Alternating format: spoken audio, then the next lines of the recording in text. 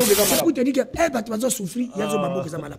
D'ailleurs, qui mettent Junior Bakoki là, ils séparation du pouvoir. Mettez Junior Bakoki là. Est-ce que quand tu as la Cameroun, que séparation du pouvoir va exister depuis quand?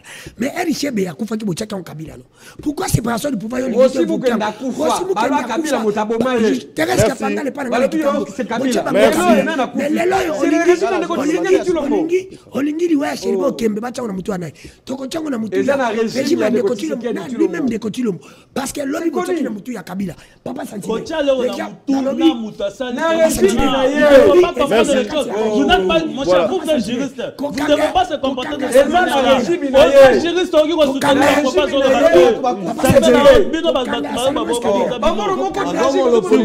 ça fait la honte d'attendre. C'est juge Sylvain Lumu. Il y a un signé qui même invitation. Donc, nous sommes d'accord avec et comme il a encore tagué de Kotulombo, place Yazali, Ayoka la voix opposition. Il n'a pas intérêt à faire l'élection pour Barclay. Parce que ceux qui passent l'élection Barclay, je crois que l'article 64 est là. Et qu'avec un intérêt, le peuple congolais, il faut battre les mains. Parce que Balouka ne va pas souci. On va dire que Maï Bébi Savini. Parce que Maï ça la pompe. Il faut Kangande Kotilombo. En 2023, Kolongola est président. Dans l'élection, Kotia Moutoumouzou. Pour ne pas problème, nous sommes tous en train de là. Parce que ceux qui t'ont dit qui est, n'habitez sur quelle base mettre Junior Kozamalo Baïbi Sangaï. Baloubi, Tata Mokonjiko a représenté dans la province par la gouverner. Tout ça dans 26 provinces. Dans la province, il y a une première insécurité. Il y a une souffrance. Il y a une province stable. Dans 26 provinces. Ceux qui ne sont pas province, ils sont dans la première insécurité. Dans l'année, ils ont marché dans la capitale. Ils ont un double brassard. Double brassard, pourquoi je l'ai dit? Ville province à Kinshasa, c'est-à-dire, il y a une institution en tant qu'institution. Bazali a pour la sécurité. Bazali aussi dans la province. Ceux qui ont billet, j'ai coco bazali incompétent pour la sécuriser, bien sûr, bien habitué. Institution président de la République, c'est ça. Institution non c'est ça. Alors premier ministre Azawa, Bakoko c'est Bakoko qui battre la mission. Alors comment Bakoki Koboma Moto, pas n'importe qui. Merci. Il n'y a pas d'arrestation arbitraire. Si on vous arrête, c'est la loi. La loi frappe tout le monde. Et si la loi vous arrête, c'est quelqu'un qui vous a arrêté? Alors, non, attention. Voilà, bah, qu'on déborde. Donc, à comme n'importe quoi, mais à Ebi Atel comme si la loi arrête, c'est la justice qui te poursuit. Tu as déjà vu un président arrêter quelqu'un? Ou un premier ministre, ou un ministre? C'est la justice qui arrête et qui poursuit. Mais ce qu'on s'allume, Baba Kangaote, Natango à Kabila, tout le monde va Kanga Batouté. Et puis, d'ailleurs, on a tant de bétanga biso, massa sabou pourtant. Mais les gens là, ça, ils vont mettre ça. C'est la justice, c'est ça la banquette. Merci à Junior Marokela. Merci na bandeko balandi émission spéciale Tokundola wapi tokuto na Rabaimboka pona kobeta masolo ya Congo, actualité politique ezali kaka moko bolanda ki maponami prolongation ya date à dépôt ya ba candidature na ngambo mosusu baimboka tokomitu na est opposition bako kende kaka na lolenge seni azali ko kende position FCC azali komitu na tina poko lelo bango bazali déterminé na ba préalable na bango bako kota na processus te Martin Fayulu pe autant ko pesa makanisi na epo ete alobaki ete aligner ba candidaté audit affiché électoral et ko poser problème ti na ngonga oyo insécurité pour na bayi opposition insécurité pour na bayi candidat insécurité pour na bayi population mapona misolo et kolekana ba contexte nini boyebi bino moko ete mwana mboka Chéribin Okende o azali député national na ngambo ya opposition lelo azali sous-souté boyebi ete ministre honoraire ya transport auteki kozala assassiné na yango to cause la banquette ndenge sengeli esalema bolanda ki position gouvernement o ya senga ki ya solo implication ya expert belge pe sud-africain kasi na ngambo mosusu ya ensemble pour la république mona mboka Moïse Katumbi auti ko senga déjà na expert américain na cabinet moko ya expert américain o sengeli baya kutala pe likamboyo pe ba ko associé ba français pour être ya solo baluka na koyeba o azali camarade ya parti na bango akufelaki na lolenge nini Franck Diongo azali libéré depuis mokolo ya samedi et sengebo baite BAPC déjà liberté, Azali Libanda, Azali déjà libre, Toibi, Dengue Makamango, Ezali Kokende. Voilà, bande lundi, essentiel. Il y a actualité, mais à débat, processus électoral, Maponame 2023, avec ou sans l'opposition. Il y a un autre solo. Il y a un peu de moi, Namboka, maître junior Bakokela, ou Azali Mokambi, il y a Union fait la force, Toyambi, moi, Namboka, maître Jacob Mbangi, ou Azamina, Union sacrée. toyambi mwana mboka Gilbert Lumbela oyo azwambi na ngambo ya AFDCA pe na loboko na ngai ya mobali toyambi mwana mboka Jano Lopepe oyo azali na FCC toujours fidèle à Joseph Kabila. Enfin Danou Kefo la journaliste d'investigation elongo na bango ndeto ko analyser question de l'heure voulais-je dire voilà bande ko bandi na okena ngambo ya FCC parce que tisi ko yo FCC zali na ba préalable bazali composé tina ngonga oyo ba pesi prolongation bazali concerné. Alors mwana mboka Jano Lopepe to kota lobango na émission na biso lelo yo FCC va prolonger mais bino bo s'enrôler position ya FCC ya Joseph Kabila tina ngonga oyo bande ko bakola na bino mokola lendi ezali nini. D'abord merci beaucoup papa Santine pour notre tournoi na yo mbote également na baba ko débatteur na ngai. Alors d'entrée de jeu directement ya ko pesa position ya front commun pour le Congo. Je crois que même mokolo ya jeudi il est qui awa FCC a mis même communiqué na yema rametali ya autorité politique ya mboka na biso après l'assassinat odié aux ago séparés comme un crime d'état dans régime ya Ndeko Tshisekedi Tshilombo ba congolais faut ba yeba que non la position ya FCC jusqu'à preuve du contraire est toujours intacte. Totika ko changer notre position té parce que tout ça ko estimer que non to go ko na élection na climat ya terreur été parce que aujourd'hui na kati ya mboka na biso terreur oyo et koti na kati ya mboka na biso ils allaient entretenir voulu par les régimes ya Ndeko Tshisekedi Tshilombo. C'est comme ça que non biso au niveau ya mais bien sûr parce que comment le climat ya terreur on va créer yango et ça non seulement de manière générale pour tous les Congolais mais particulièrement pour les opposants congolais parce que aujourd'hui na kati ya mboka na biso ba opposants congolais ba comme victime. Il y a des arrestations arbitraires, il y a des détentions illégales, enlèvement. Donc, le régime de Ndeko Tshisekedi Tshilombo a créé un climat de terreur. Il y a des sabato et que va dénoncer la fraude au cas de Mazako Poparé et que les opposants va dénoncer la tricherie au cas de Mazako Poparé pour l'élection en 2023. Donc, Ndeko Tshilombo n'a pas tout réunion, comme créer, faux dossier à tous les niveaux parce que les gars qui, tout le monde qui même. Et les fameux procès où il y a kidnappé. Si quoi dossier on a ici et comme dossier a assassinat donc nous sommes et ça la cadre et la régime de Ndeko Tshisekedi Tshilombo donc ba congolais faut pas y ba que non au niveau il y a FCC position la mission éthique on changer tout ça qu'on sait d'abord respect à ba texte respect à loi lelo oyo ozo komona que Ndeko Kadima il y a le baki à respecter calendrier na et que ça la bouger mais tel est-ce qu'au cas de me se rendre compte que non même bande ko nyo sacré bazali prêt pour la élection imaginez que on a passé 20 jours pour la bio à BRT, c'est votre de candidature. Tu consommer 20 jours, moins de 1% sur l'ensemble du territoire national. Pour la c'est que non, même quand on est sacré, on a confiance à Kadimate. Parce qu'on a dit que non, l'élection est comme ça. Parce qu'on a dit que non, les délais à Kadima, les calendriers électoraux, vous allez respecter. Donc, dans le cadre de la climat, biso niveau FCC, tout ça qu'on continue à respect à la texte, respect à la représentation, dans le niveau du bureau ACNI. Il faudrait que non. Mais alors, aussi longtemps, à respecter pour terminer, Kadima Keïn a prolongé, tu vas salir le dépôt, le 20 décembre, c'est le 20 décembre, de date, il y a organisation de l'élection. Et ça, les Mindengwana. Alors, Buno Bozali, la course, c'était beaucoup de pour nous terminer. Non, mais écoutez, Ndeko Flavien, tout ça, il y a course. La participation à FCC d'abord de manière constitutionnelle. Vous avez une composante politique comme les autres. Aux hommes, si vous avez une boy, si vous avez une boy, vous avez une élection, vous allez bâcler. Mais ceux qui ont organisé, quand on est au Kéiboy, a organisé, ils ont bâclé ou pas, à ça, il m'a position de Flavien.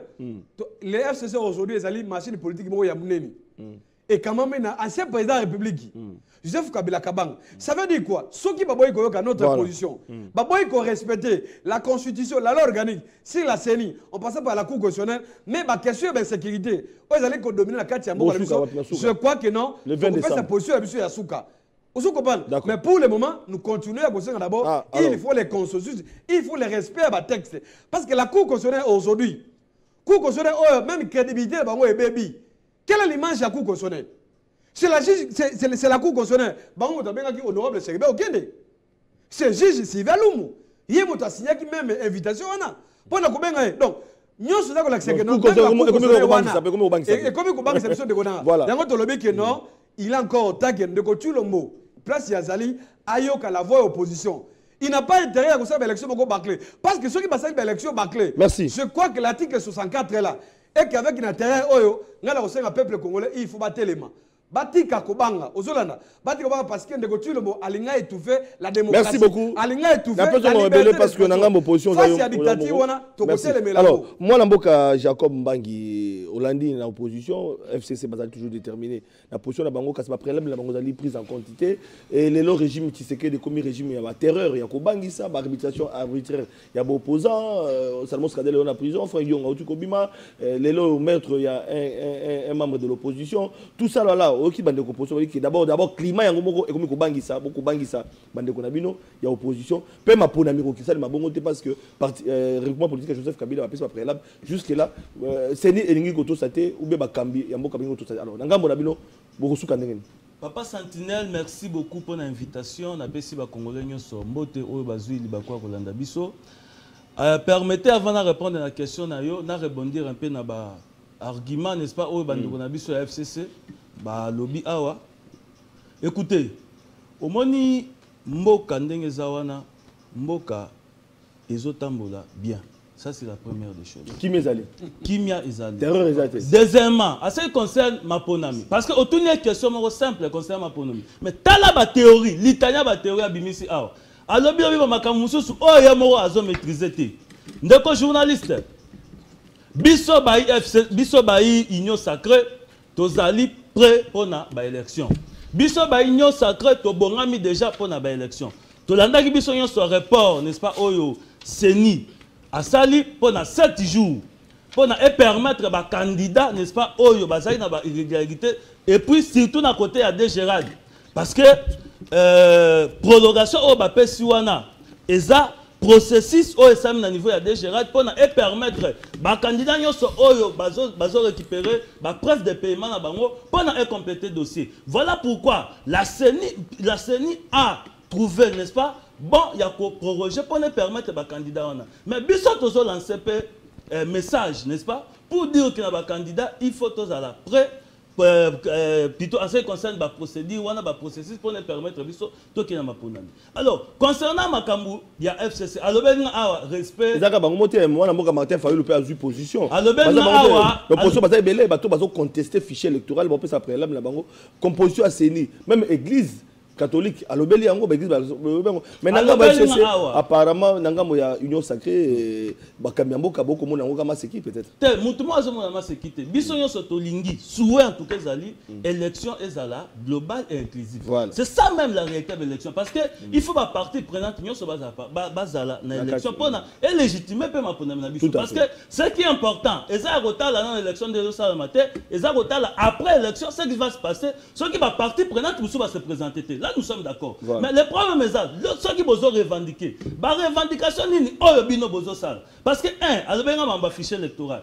On a posé déjà, on a posé une question. Non, c'est n'est pas pour l'animateur. Ceux qui ont dit c'est n'est pas pour l'animateur. Il faut en quoi, n'est-ce pas, il y a un vice ou soit désignation d'animateur et ça qui vise les procédures. Aza incapable de soulever en haut. Parce que soulever une question à fichier électoral. Mais il ne faut pas présenter non fichier électoral qui est audité. Biso to ebisu no que fichier est audité par des partenaires externes. On va démontrer le contraire. Ils sont incapables de dire ça. Alors, dans la minute oyo biso tout ça déjà prêt pour la ami et puis les restes ils ont dilatoire oyo ndeko azoba alors ben FCC oyo kufa parce que na ndaki communiquer n'est-ce pas il y a FCC pour na souhaiter ba condoléances je profite aussi na présenter ba condoléances na famille biologique ainsi que politique il y a ndeko monsieur Cheribe Okeni mais ce que tu as dit communiquer wana FCC bana ba signer un comité de crise cela veut dire que même na carte FCC ba mona nous la crise. Donc, on a crise. Communauté de crise m'a signé. Alors, ceux qui déjà bango na carte, la crise. Est-ce que vous pensez que vous êtes cohérent dans merci beaucoup. Gilbert Lombela. Malobe Pepa na yo zalaki na ngambo opposition, zalaki na ngambo ya Franck Diongo, lelo komi na ngambo ya union sacrée na AFDC avec Modeste Bahati na FDCA. Alors tokota na position yo zuité mais lelo yo eloko nini yo moni ya malonga yo salema na ngambo ya union sacrée pour été ba revendication opposition jusque là n'est pas encore prise en compte. Merci beaucoup Papa Sentinelle. Je pense que attaque on a na ngambo tozali lelo mais boyeba kinga za katondolo te il faut na loba. Ce qui m'a cambré au tambour la malamute. nakobanda na ino avaya ko répondre na motuna na yo na ba difficulté to komona lelo na niveau ya FPI oyebika na mikolo oti koleka to solaki na yo makambo ya FPI mpo DG wana akokendela kokwisa entreprise. Alors DG o ya FPI azali motomoko o akotambola na compétence notoire mais nommé par Mokonza Mboka na ebisi yo soki mokonza na ebisa ki yo ke Mokonza Mboka anomaka kasi ba proposaka ye okansika Mokonza Mboka ye tango akonome ayebi mutu nyonso na Congo si ba parti politique ne ba otina batu na bango et soki batindeli mokonzi ya ekolo komo ke parti tel batindi délégué na bango okansika akonome te akonome puisqu'il respecte l'opinion ya ba parti loko komona et alors DG au mona ki a liboso elekaki Monsieur Kitebe atika na kati ya caisse ya FPI au moins 30 millions de dollars. Non, c'est faux. Monsieur Kalenga atika 50 millions na otiko sala investigation na kati ya FPI. Na zamoko na ba financier moderne. Et puis o akoti awalelo ayali même pas na 20 millions na kati ya caisse na ye. Mbongo nyonso ko sila kala makambo ya voyage de service. Alors, mbongo e kokota na production te tolingi bongo ti. Voilà. Kasi po ya ko répondre na motuna na yo. Sur base ya makambo etali maponami régime ya Union Sacrée a intégré et comme régime à terreur landi bande ko FCC ya Kabila régime à terreur ya ko bangisa ba opposant ko kanganga arbitrement ba opposant et puis lelo ba opposant ba ko kufa na régime na bino ba ko ebate il faut banqueter ça le malon likambona zo ko bangisa même maponami to kin tous à la claire et juste. Union Sacrée, bali ko kanga mutu moko te na olenge ya loyenge okuba ko benga arrestation arbitraire. Oh là là. Il n'y a pas d'arrestation arbitraire. Si on vous arrête, c'est la loi. La loi frappe tout le monde. Et si la loi vous arrête, c'est Tshisekedi qui vous a arrêté. Alors, non, attention. Voilà, bah, qu'on déborde. Vous avez dit que ce mouton ko banga likambu. Donc, à comme il n'importe quoi, mais à Ebi à tel comme si la loi arrête, c'est la justice qui te poursuit. Tu as déjà vu un président arrêter quelqu'un? Ou un premier ministre, ou un ministre?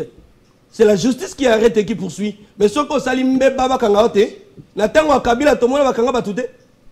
Et puis, d'ailleurs, on attend à la bêta biso ba massa sabou pourtant. Mais les gens là, ça, ils comme un massas. Et puis, oh, wana ezalaki, boko tambola en public, ba beti. Licence Moutakofi. Likambo ya ba élection eza bien organisé nangambu ya Union Sacrée. Biso mikolo nyonso toko se préparer pour déposer ma candidature. Yeba ke opposition bazaki prête pour une élection. Bango ba ko ya ko kende derrière article 64 o ba ko maîtriser atal libelé na yango te. Ndenge ali boye bango bazana ba plateforme ebelé. Et na ba plateforme na ba mususu ba ko tia ba candidature ba ko préparer très bien ba déposer. Na 7 jours ba pesi bango oyo ba ko sepela puisque ndeko kadima alors que li bango mawa pour ba s'organiser les sous mois 7 jours. D'ailleurs, il fait pas remercier ndeko kadima. Opposition. Oui, puisque ba se préparer qui avant 7 jours wana e ko sunga bango e ko mema bango donc na na facilité ba facilité bango te. D'ailleurs na ngambo Union Sacrée biso to komona ke kadima ko minga opposition. Ah bon? Ozomona. Donc a combien ko facilité bango? Voilà. Merci beaucoup mon amboka Germain Lombela na ko rappeler que azali na AFDC. Mon amboka Danou Kefula journaliste d'investigation au komona makambo leka na mboka na biso.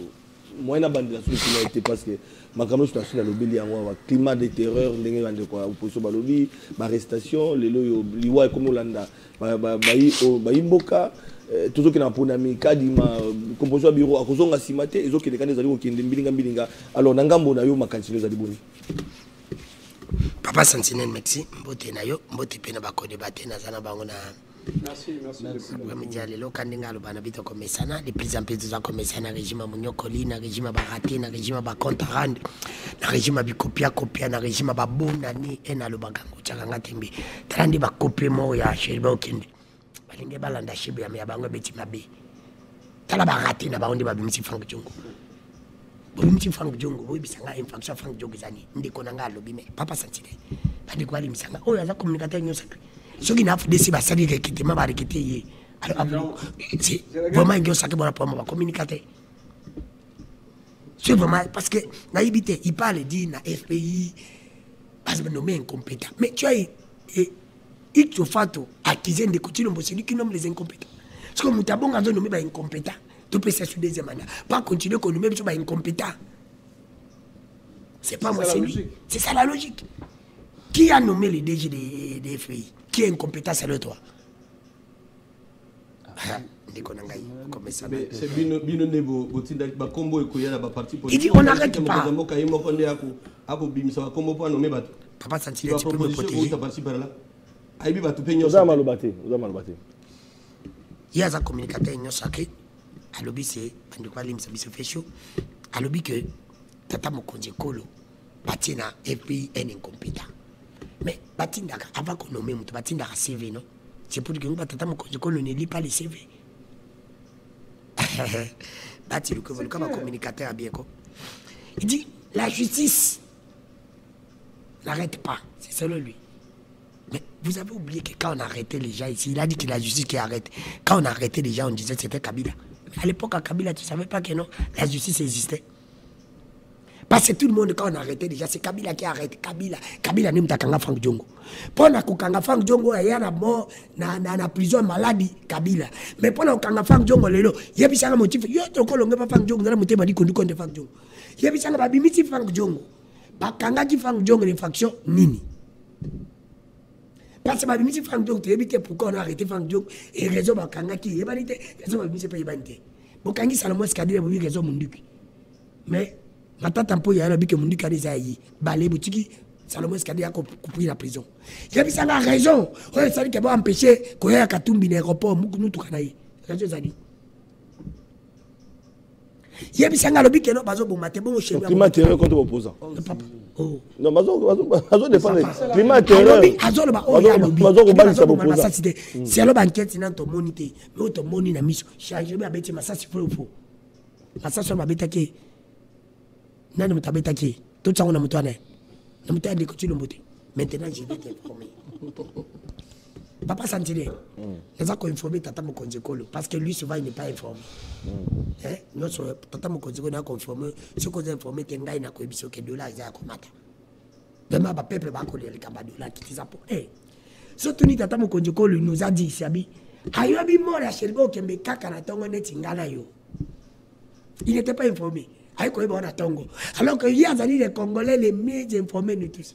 C'est le cas de 1h10 minutes. Il faut y aller. Ce qui a été on est tingalo à l'ombo que ça n'a pas. Dans son petit tout à table qu'on pour y aller à carte. À l'objet Zuzu.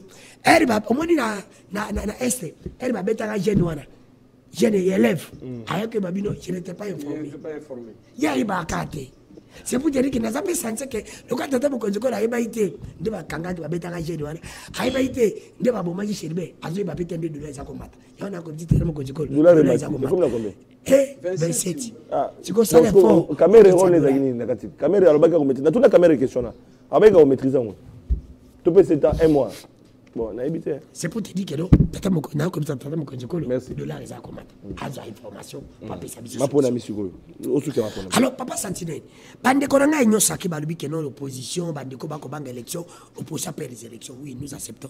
Mais manifeste qui sangani oyo, pas un opposant qui a fait sa faillite.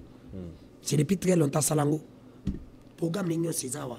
S'il n'était pas prêt, pas faire ça. Bino Boy Sanga attend déplié. Il y a 5 pages où il y a des coutumes au Massali. Presque, je dois passer deuxième mandat au Sala. Parce que vous qui êtes pour aux élections. On va pas un programme de manipulation. Programme de parce après. Regarde qui bouge. Donc regarde qui bouge. Béton. Programme béton. C'est béton. Ce qui lobby Kabila, Ataki connaît Nanga, Nasseni, parce qu'il avait payé les élections. Connaît Nanga les canabos tout le monde a bouillé. Mais les locaux disent nanga différence c'est ça. Papa Santile kobanga oyo ba kobanga balongo na kobanga ya kokanga ba campagne ba opposant ba banga okanga te ba kona koboma. Parce que koboma déjà ya chirbo ke ezali ko yebisa bandeko yo que ceux qui bino bo sakaramba le poto kanisa bino munoko to bando bomba bino. C'est la paix. Ils à côté na bino parce que tala les choses perdre les kiti na kobimisa fang jongo. Eritane elle na bakabandeko bazana amatérisme ba yokanga te. Yebisa nga ba monika sheriba akufi mbabo babimisi Frank Diongo yebisanga nini tini wa misa Frank Diongo ni faction nini quel est le mobile mobile wa reza nini si ce n'est pas que la peur on les a dit côté na bango ndeko na tellement que vous avez un matérialisme ngara na comprendre de que Papa Sentinelle problème il y a une sacré et ça sur ma collaborateur faut te nous la façon là problème Dieu sacré ça lui-même de continuer moquer les problèmes. Je me dis que de continuer moquer les problèmes. Alors il faut qu'on fasse partie problème. De continuer mon à pompe. Faut qu'on 2023 pour mailler biba souté. Parce que baluka quand même ba souci. On dit que tu as mailler biba ça venir. Parce que mailler ça biba la pompe. Faut qu'on de continuer mo na 2023 kolongola ye président. Na élection ko tia mutu mutu. Pour le problème nyonso tozana ngo ko sila. Parce que ceux qui t'ont tiqué na éviter sur quelle base mettre junior ko zamalo ba bisangai. Balubi tata mokonjiko na za représenter na ba province par ba gouverner tous dans 26 provinces na province nini o bazana problème insécurité té o bana problème souffrance té o bana province za stable na 26 province ni so qui na ba province nyo so na problème insécurité net a ezali tala ne ba ko bo macheribe na capitale o ezana double bassa pourquoi je l'ai dit ville province à Kinshasa ezali na ba institution en tant que institution bazali alfo bazana sécurité bazali aussi na province so ki ngobile je koko bazaba incompétent pour na sécuriser biso na bien na biso institution président république ezala ba institution nyo cesar alors premier ministre azawa bakoko ti bakoko battre na biso alors comment bakoki ko boma mutu pas n'importe qui merci Papa Sentinelle comme un député national un ancien ministre voilà Junior Bakokela biso basusu merci oh tu kelso bakoka battre na biso te to ko ba premier zani Junior Bakokela malobe pa na yo même question malobe pa na yo. Bon, merci Papa Sentinelle. Nakobana d'abord, na kombo ya Akuchuana Mongo, ko souhaiter ma condoléance na grande communauté Wana. Pambate, nous venons de perdre un vaillant qui faisait la fierté de notre communauté parce que je fais partie de cette communauté à Namongo. Paix à son âme. Mais également, nous souhaitons ma condoléance le plus attristée à la famille biologique l'honorable Chéribé Okende. Nous sommes choqués parce que les Alikamwa Makila na dynastie wana et je suis blessé. Deuxièmement, j'aimerais un tout petit peu répondre à Ndekonanga ya Union Sacrée qui venait de parler, je l'ai suivi, c'est ça la différence. Parce que lorsque, au sein de l'Union Sacrée, quand il s'agit d'une contradiction, tout ça, la contradiction, c'est ça la démocratie aussi. Contrairement à chemin tout ça, il faut monter c'est Kabila, oui, amen. Bon, contradiction, et ça. Les DGAF pays sont incompétents, machin, tralala, tralala, ça a occasionné ma mission extérieure et belé. Il fallait tout parce que nous sommes parmi les experts. Yo yebi. On a fils maison. Il y a FPI. Tu as travaillé là-bas. Je connais cette entreprise de AY. Selon ma information dans Yango. Selon ma projection, le DG Bertin Boudimou fait un bon travail. Oh. Donc on a nommé un compétent. Son casting, son choix, c'est là qui choix judiciaire chef de l'État. Ah bon? Depuis badongolomi somi bale bakenda o ngana na funda bango patata bokonzamboka o musuza na conflit na cour constitutionnelle kitebi na mususu par erreur, je dis ça par erreur, chef de l'État a nommé DGA na DGDA. Imaginez-vous que mutu azala ki na ba mais gestion totale ba nommé DGA na DGDA na dénonçant tata mokonzamboka bengana bango ba tia mon mboka Bertin Boudimou calme quota d'entreprise yo ka ba revendication na mbongo ba voyage même ngai yo ka na isu ko lo parce que na zalaka kuna ba voyage na zalaka muto a sentiment te mbongo yo ko sila ba voyage na zalaka muto ba sentiment te ndeko soki muto sali mabe na lobaka mais juste mais vérifier la information ya PC na ko vérifier yango pe na ko senga audience na kutana DG Boudimou na mtu na yema kama ndeko dénoncer na télé voilà tokoba parce que DG Boudimou je sais qu'il fait un bon travail, il fait la fierté parce que cabinet naïe est composé dans la vertébré régime à terreur toujours qui est même AFDC l'ingoma politique n'a pas union fait la force apparemment même UDPS tina mokola lobby avant ba proroger bo déposer alors Jeannot lobby que bino moko boza prêter moi na mboka danu que faut l'accepter ko bangue dans de côté na bino la union sacrée non na koyebisa na yo pe na ko rappeler na les bandes de l'opposition. L'ingomba nabiso Alliance et Action pour l'État des droits. Aye, le Kamabi Namon Amboka Richard Moulumba. Lobby justement, lobby Eleki, je vous dis, c'est un monsieur stratège, Richard Moulumba. Très dynamique, très compétent. S'il te plaît. Parce que l'élection, ça peut pas stratégie. Non, c'est faux. Non, tes regroupements. Alliance et Action pour l'État des droits. Et fouti caution à candidat Nyonso sur toutes les tendues à la République. Non, remboursable, vous versez. J'ai même des preuves de paiement à brandir après émission. J'ai ça. Même na katia mutu kananga ezali okomona. Il y a des preuves de paiement. J'ai ça. OK. J'ai ça comment on après émission. J'ai du mal à mentir. Ce qui la cause dimanche à je laisse investigation. Na niveau ba province. Na niveau ya ba province, ba caution et futamaki. Ba dossiers là qui déposé. Mais il s'est posé un problème ici à Kinshasa. Tellement que ba Congolais ba mesala na Nzombo le soir. C'est-à-dire que ça la makambo tout temps est comme presque vers la fin. Bato ba se bousculer na banque, na ko ça la publicité comme la banque wana te. Ndé s'est posé problème que mbongo c'est côté déjà mais pourquoi pas ça ba preuve de paiement et zo moins temps. Yango moni ke ba senga ki na seni a sali di manière stratégique après si ba jeton et que ceux qui ont eu jeton au début, la semaine, ce qu'on régularise, déjà des preuves de paiement. En ce moment-là, vous allez avec le preuve de paiement, vous brandissez dans la BRTC. En ce moment-là, vous réceptionnez le dossier. Ah, d'accord. Ce n'est pas dit que prolongation, nous sommes prêts. Voilà. L'Union sacrée. Alors, terreur. Là, nous sommes prêts pour les élections. Terreur, il y a un régime Nabino.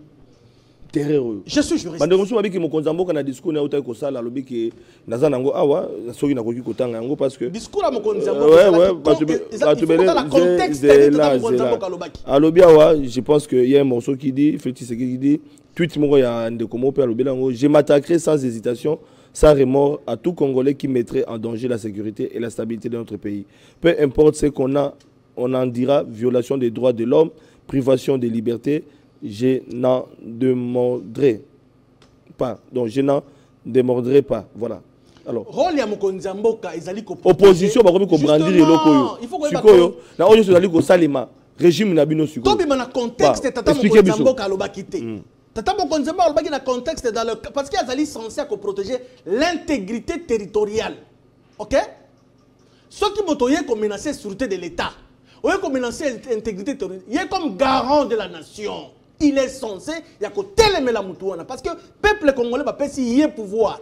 Toi ma coquille, il y a que kengela, ma belle amboka, il y a que kengela bon moya ba congolais. Il y a ngomoni moutouana, il y a que tel la aluka mettre quiconque en danger, nda ko kutata tata Mokonzamboka. C'est clair. Le message est bongo. Et ça bon. Contrairement à l'opposition, on a Mokonzamboka bien ko bang c'est même droit de l'homme à occuper le droit de l'homme té. Non ndeko.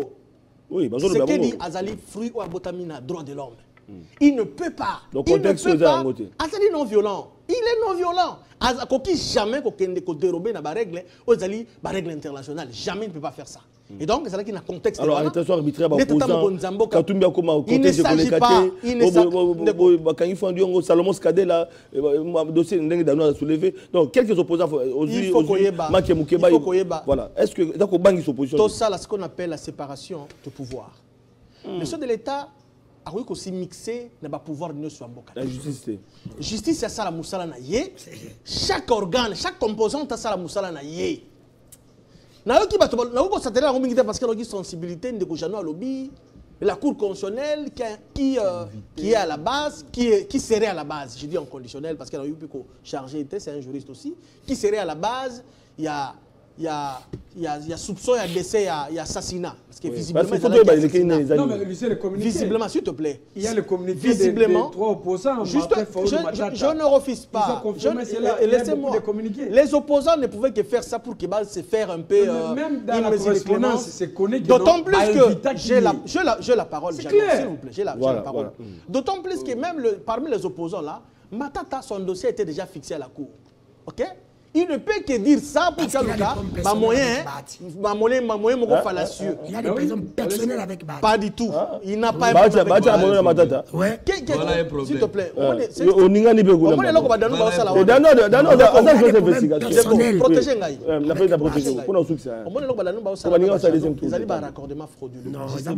Ce sont des raccordements frauduleux. Il dit que non, Matata a un problème avec Bati. Personnel. À moins que Matata ait un problème avec Bati. Mais Bati, du coup, c'est un problème na matata. Il faut faire un distinguo.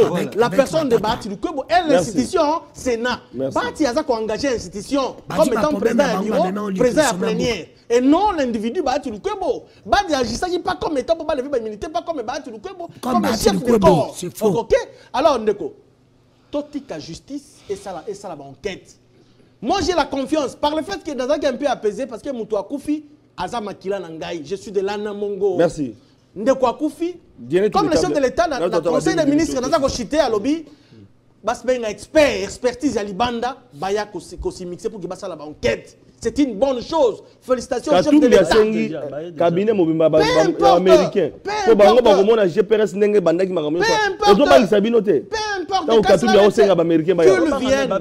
Qu'il vienne, c'est américain. Pas se conformer à Mibeko en Boka, parce que Mboka la biso zali État, et zali régime à Mibeko, pas ça la enquête ouana. On va établir la responsabilité. Pas qu'on subit rigueur et alors. Jano, 2 minutes pour terminer. Nettoyage technique. Bien sûr. Non, mais ne crois pas Sentinelle. Je crois qu'à un moment donné, tout ça va politique. La moindre des choses, c'est d'abord de s'assumer. Par rapport à propos de la télévision. Les débats autour, il y a des choix, il y a des incompétence, des incompétences. Mais je aime ce que Danou a dit. Vous accusez qui? C'est que de nous-mêmes qui accusez. Par rapport à des choix. Il y a des animateurs d'entreprise publique. On peut avancer. Mais non, s'il vous plaît, c'est clair. S'il vous plaît. Dans le gouvernement, il y a eu beaucoup de ministres qui ont reconduit Bango. Est-ce que Badagi n'a pas fait reconduire Bango? Je vous donne le cas. Il y a madame, comment s'appelle Adel Kaïda. Je savais que tu n'étais pas. Non, s'il vous plaît, ils sont dans autant que vous avez un problème particulier contre eux. Ils ont reconduit. S'il vous plaît, Adel Kaïda, ça qui reconduit. Posez la question que dans une enquête. Dans l'entreprise publique, il y a l'État. Les noms OES, madame Oussa Moussala. Est-ce que les gens ont aux huiles locales, s'il vous plaît. Azon Moussala, tu veux Sanani. Des OEA, Lucien, on a réagi des eaux. Par quel mécanisme juridique et banaté? Oui, il y en a. S'il vous plaît. S'il vous plaît, Tonti qui est, madame, s'il vous plaît. Tonti, ministre local, madame Rose Moutom. Il y a justice. De quel procédé ça qui reconnu comme minimum au gouvernement? C'est belé. On se comprend donc. Les gens ont laïque, non? Ce sont des ministres qui méritent. Tout les questions question à Maramétali, il y a animateur, il y a Sony. Mais c'est très simple de connaître. Lisez la loi sur la CENI, la loi organique. L'article 10 et 12 est là. De quel composant n'a signé PV? Il y a un représentant pour la carte de la CENI. Et ça, il y a un monsieur que dans l'Assemblée. Ceux qui ont la vie à Malam, Jacob. Qui ont l'union sacrée, ce n'est pas tous les Congolais. Jacob. Azouza courage sur le plateau, merci. Non voilà. Malam. Merci. Malam. Jacob. Pendant que la bancarisation est là. Il y a un monsieur que non. Déco-Flavien. Au niveau de la mission. J'ai compris qu'il y a une communication. Des douaniers. Les communicateurs, comité de crise, respectez mon engagement. S'il vous plaît. 10 secondes de conflit. Non, au suite à 3 minutes. S'il vous plaît, mais pas accepter que non. C'est que tu le régime naïe. Bazar régime paye à ma mère. Ne me dérangez pas s'il vous plaît. Non, qu'on dérange un s'il vous plaît. Au présenté, Neti, journaliste d'investigation. Mais malheureusement, à propos, papa, là, tu as un casquette qui a autorité morale, Martin Fayoulou. Et puis, il est simple. Parce qu'on posait une question, mon corps. Non, mais c'est congolais. Ah, journaliste, c'était un analyste politique. Mais c'est ce que je suis en train de dire. C'est-à-dire, où soit présenté dans non, sur le plateau, il est analyste. Parce que. Les journalistes analysent. Question m'a reposé à Keti, à Bimisel Bisso, brochure, il y a matin, oh, j'ai même ma mère coupée. Attends, ta page, je m'en côté. Mais à présentant, Congolais, il y a Martin Fayol, ceux qui t'ont posé une question, c'est attends, à présentant, on a habité pour les besoins de la cause. Je vais rebondir pour Namambou, il y a procédé. Ndeko Flavien. Ndeko Flavien. S'il vous plaît, c'est la fin de l'émission. Kwanga, toti qui la bateke, droit toti qui la juriste. Au moment où na droit, et zara raté, infraction salami, il y a ce qu'on appelle la procédure. Alors, par rapport à la procédure, ça peut être la procédure pénale, la procédure civile, ça dépend de l'affaire. Si dans un cadre de la procédure pénale, on peut arrêter quelqu'un pour mesure d'enquête. Et ceux qui m'ont dit que non, Après audition, on va constater que non, Moutango a non, non, ici je parle de... Ne me dérangez pas. Voilà que ça dit. Awa, toi tu as justice à ça la merci. Toi tu as spéculation inutile. Merci pour la proposition. Merci. Gilbert. Oui, merci beaucoup. Nabanzi que celui de Kolobalikambo ya Sherbe Okende de mémoire na kati ya plateau oyo mutako kema kolekanga ozalate pour aller ndekonanga propre. Alors biso communauté tété là to il na kanda ya makambo wana eza l'opposant eza muta majorité to ako tele maloko la moto moko pour la kolandela liwa ya ndeko na biso azaki député. Alors kino na tango oyo nanu totali lolenge akwa akize mutu te po to zui penza ba donner eza fiable te. Kasi lolenge mokonza ekolo alobaki te ako senga expertise pe a chargé ministre de la justice expertise ya Belgique et Afrique du Sud lolenge pe bandeko mosusu na opposition États-Unis oui nazo koma wana lolenge pe bandeko mosusu lolenge pe s'il vous plaît lolenge pe bandeko ya opposition basengi expertise de part et d'autre to sepeli na yango pour eloko yango ekoma na suka pour ya kobimisa vraie vérité sur la mort de notre frère. Batetela baoki kobanda kosila te na bamasase na tango nyonso to perda Lumumba to perda Kisashinga to perdre Sherbe Okende to kolandela yango kino na suka kasi na kozonga na makambo ya bandeko crédibilité c'est sili kuna l'opposition. Pour l'opposition, elle est sous crédibilité. Donc, tozonga epai na bango kwa kolobate. Ndeko Martin Fayulu akeko sangana na batu o ya triste mémoire. Gaz ici et sili. Population balingi bango de souté. Danou Gefoula. Vous comprenez? Alors, c'est Junior, tout ça Junior. Tino ndo moninga alongwe l'opposition. Ah, hein? Tino wana ndenga alongwe l'opposition. Na longwe po ya crédibilité opposition ali li sous souté. Martin Fayulu alongwe l'élection, exactement pas ini Félix Tshisekedi. Mais ils allaient pas comprendre que ça qui est rare, il y a que ça na batu moko boye. Merci beaucoup. Danou Gefoula. On a évité l'opposition, on a Kabandé aussi la représenter quoi dans l'opposition, c'est ça aussi les grands problèmes. Pour politique qui lui représentait à l'opposition. Parce que quand il vient pour qu'il a quitté l'opposition avec quel point. On a évité de Konanga ou Azam Motozu ou Apipa Ilelo, à l'objet que Maître Jacob Agnon Sakala. Maître Jacob, on a évité, on a santé à Congo parce que nous avons mené. Donc on dit que nous n'avons pas santé. Papa, lui, c'est pas normal. Parce que la plateau. Mais c'est l'opposant. C'est pour te dire que tu vas souffrir. Il y a des gens qui sont malades. D'ailleurs, qui mettent les gens qui ont la séparation du pouvoir. Mettent les gens qui est-ce que quand tu as vraiment Cameroun, que séparation du pouvoir va exister depuis quand? Mais elle est chez Béakoufa qui est en Kabila. Pourquoi séparation du pouvoir? Aussi, vous êtes d'accord. Kabila, Terrestre Kapanga n'est pas dans le mais les lois,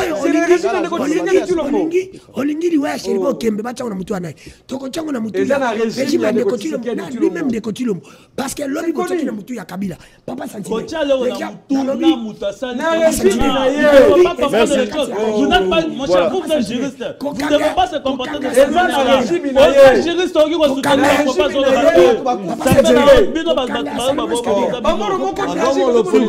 ça fait la honte d'attendre un juriste comme ça. Junior Baokela. Kanga Salomon Skadé. Kanga Franck Djong. Kufa ya la différence. Voilà, Junior Baokela. Moi j'ai réfléchi comme étant un juriste. Jamais. C'est la fin de l'émission. C'est la justice, c'est ça la banquette. Merci à Junior Baokela, merci à Jano Le Pepe, merci à Jacob Mbangi, merci à Gilbert Lombela, merci à Danou Kefoula, merci à vous fidèles téléspectateurs. Tokutani, Lobi n'a pas invité Moussousou. Merci beaucoup.